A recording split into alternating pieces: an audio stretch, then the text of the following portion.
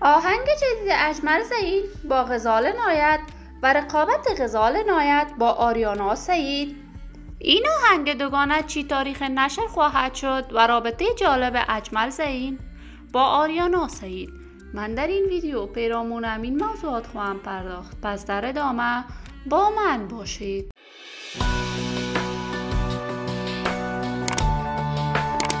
سلام، شما را خوش آمدید میگم به یکی دیگر از ویدیوهای جذاب کانال دنیا اینفو.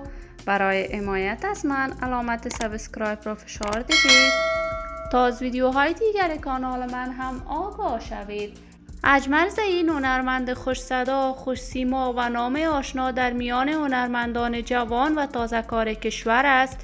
وی از سن طفولیت علاقه فراوانی به سرودن آهنگ داشت و در سن 18 سالگی و با اشتراک در برنامه صدای افغانستان کارهای هنری خود را به طور رسمی آغاز کرد. اجمل زهین در رابطه هنری خوب با آریانا سعید بود.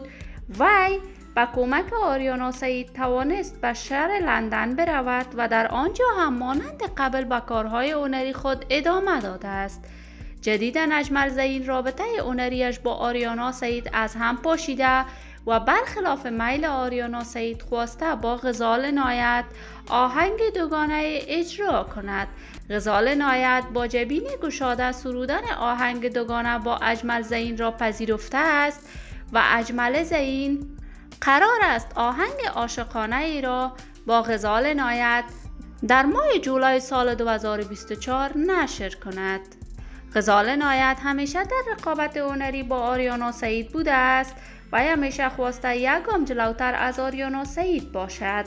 غزال نایت اکنون در کشور ترکیه زندگی می کند و در جریان برگزاری کنسرت جدیدش با تمنا تابش در کشور کانادا می باشد. من هم آرزوی موفقیت، سلامتی و کامیابی برای تمامی هنرمندان کشور خود دارم. دوستان نهایت عزیز، شما هم نظریاتتان را در بخش کامنت با من شریک بسازید. این ویدیو را با دوستداران و علاقمندان اجمل زهین و غزال نایت به اشتراک بگذارید. اگر تا هنوز دوست کانال من نشدید، پس برای حمایت از من علامت سابسکرایب را فشار دهید. ویدیوهای من را لایک نموده و با دوستان خود به اشتراک بگذارید.